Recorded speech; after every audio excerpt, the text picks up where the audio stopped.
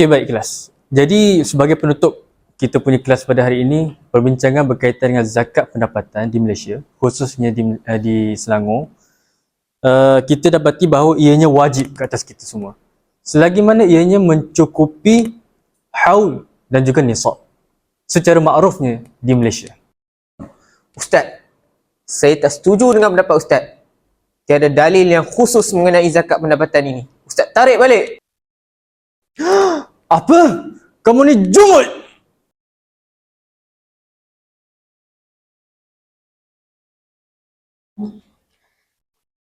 Bismillahirrahmanirrahim. Assalamualaikum warahmatullahi wabarakatuh. Sahabat-sahabat yang dimuliakan oleh Allah Subhanahu wa taala sekalian. Dalam konteks semasa, dunia yang semakin berkembang dalam pelbagai bidang teknologi, politik, budaya dan sosial, maka banyak permasalahan dan juga ikhtilaf yang berlaku dalam kalangan agamawan mengenai fiqh semasa.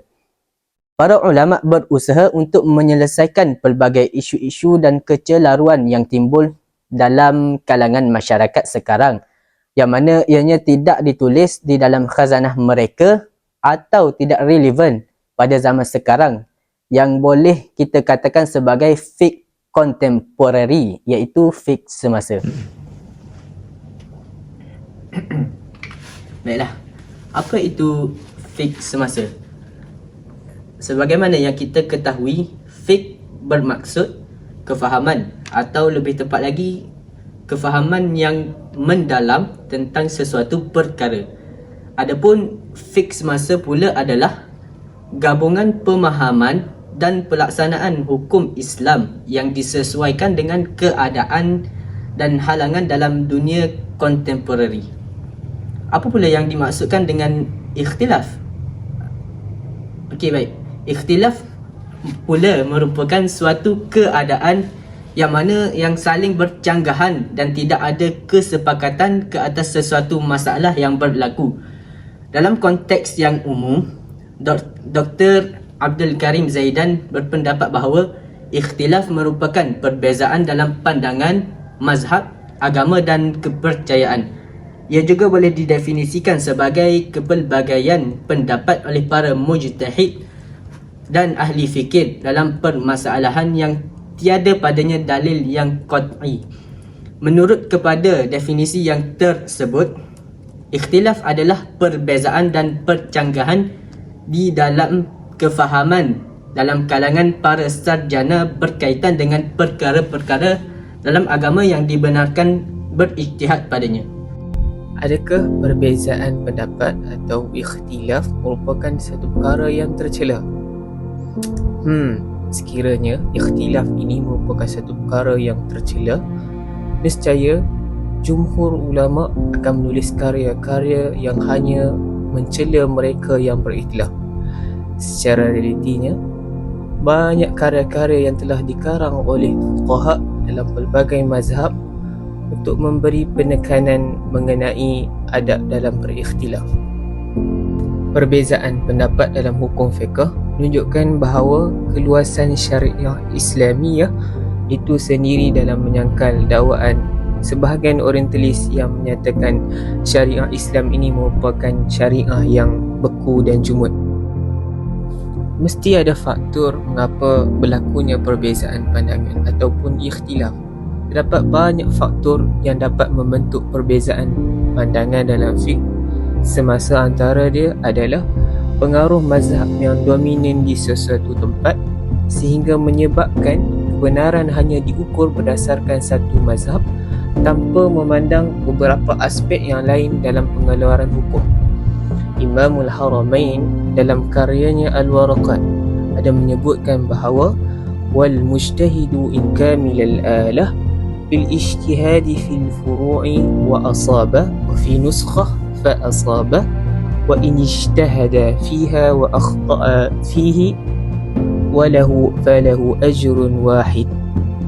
Bagi mereka yang berijtihad dan mereka mempunyai kelayakan untuk berijtihad, sekiranya mereka berijtihad, sekiranya betul dalam ijtihad mereka itu, maka mereka memperoleh 2 pahala.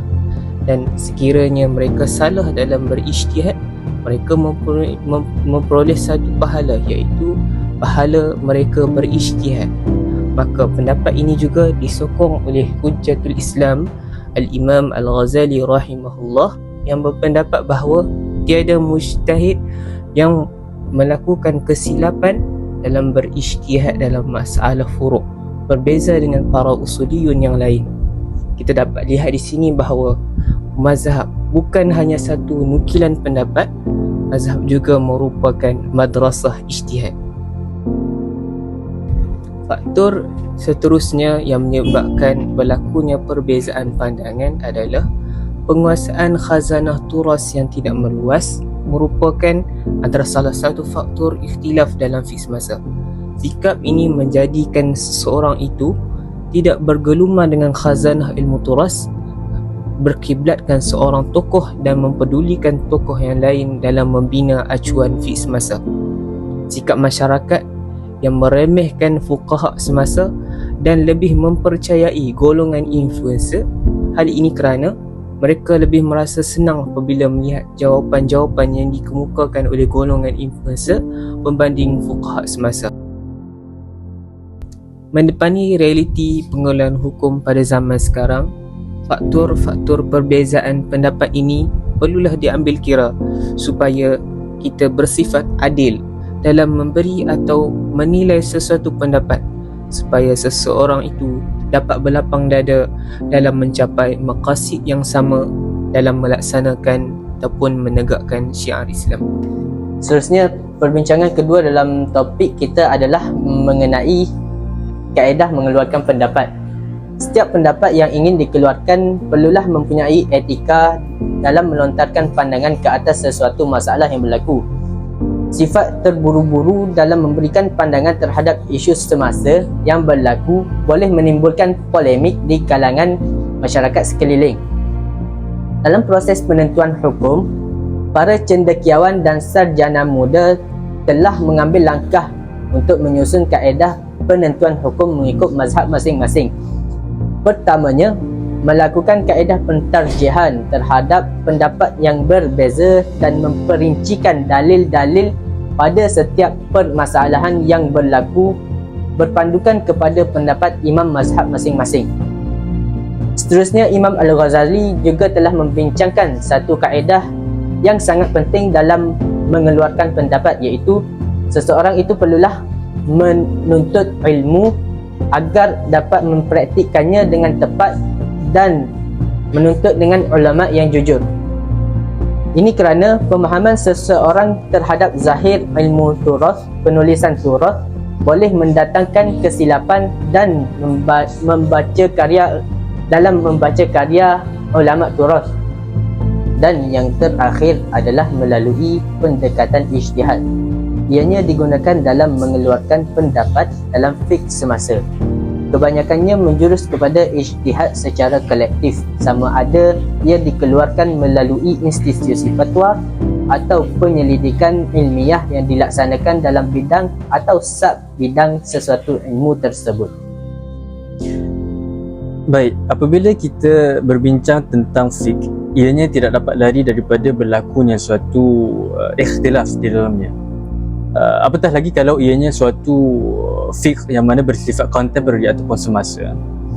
Ianya suatu perkara yang lumrah berlaku dalam kehidupan di dunia. Sebagaimana firman Allah Ta'ala dalam surah Hud ayat 118, A'udzubillahi minasyaitanir rajim, walau syaa rabbuka laja'alan nasa ummatan wahidah wala yazaluna mukhtalifina illa man rahima rabbuk. Yang mana bermaksud jika Allah ingin mengkehendakinya, sudah tentu dia akan menjadikan manusia itu suatu ummah yang mana satu, yang bermaksud semua manusia itu bersatu di atas satu akidah ataupun satu fahaman syariah agama, tetapi mereka senantiasa berselisih pendapat.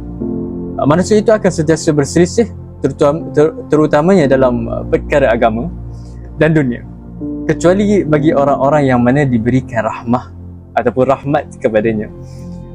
Maka pada hari ini insyaAllah kita akan cuba menyelami antara adab-adab penting ketika mana berlakunya ikhtilaf antara kita, khususnya dalam perbincangan fiqh yang mana bersifat semasa yang berlaku.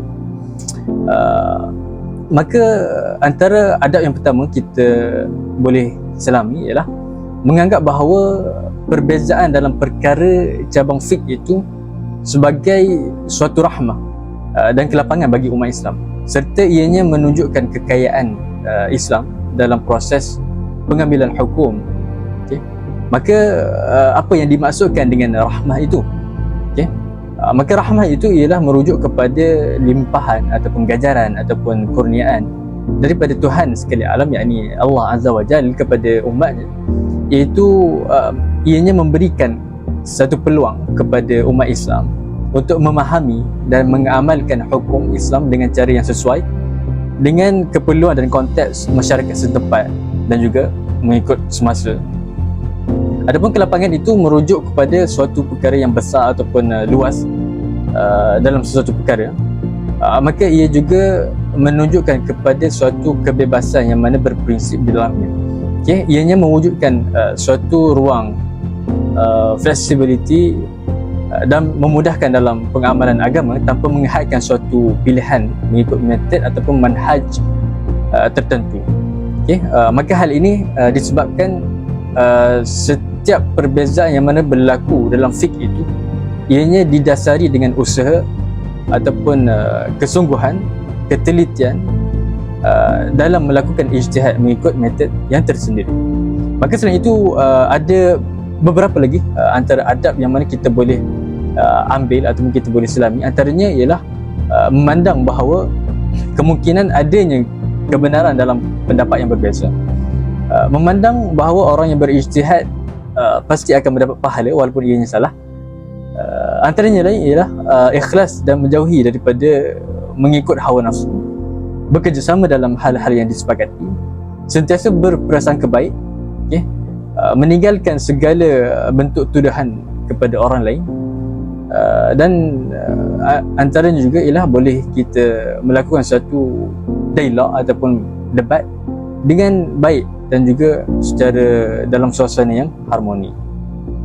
Saudara Muaz dan saudara Hazran, boleh ke kongsikan sedikit sebanyak tentang perbincangan, kesimpulan tentang perbincangan mengenai topik adab berikhtilaf dalam fiqh semasa ini? Silakan. Terima kasih kepada saudara Aus. Saya hormati juga saudara Muaz. Secara umumnya menarik topik kita pada hari ini, dan kita dapat simpulkan bahawa setiap mazhab mempunyai kaedah-kaedah tersendiri dalam membina acuan mazhab mereka yang telah diperakui oleh para ulama.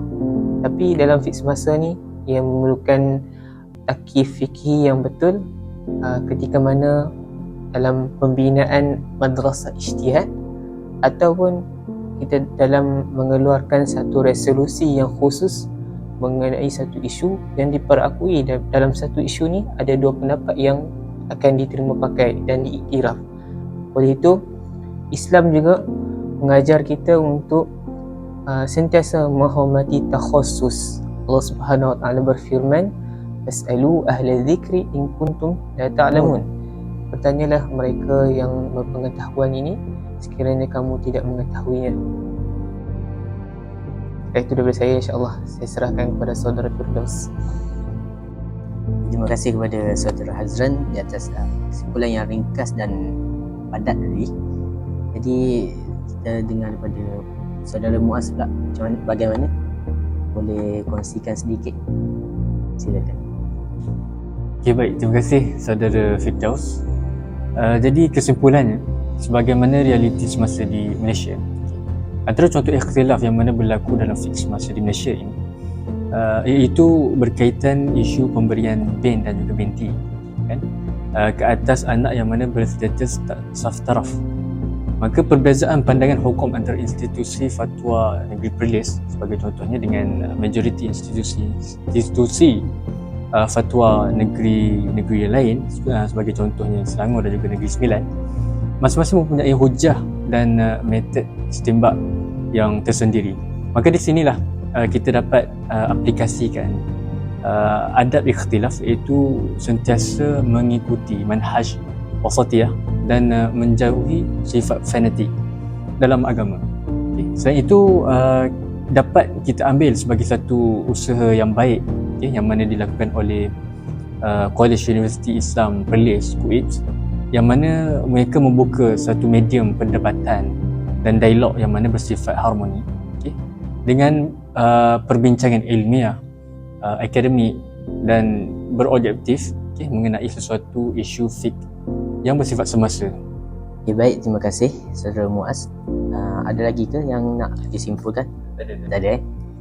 Okay, jadi terima kasih kepada Saudara Hazran dan juga Saudara Muaz atas kesimpulan yang ringkas dan padat itu tadi.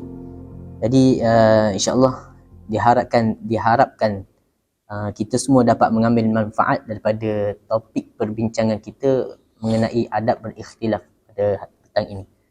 Sekian, terima kasih. Assalamualaikum warahmatullahi wabarakatuh.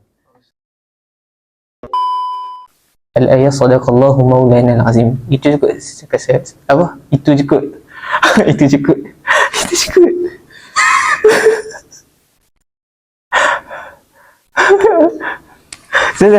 Awak kata itu je kot.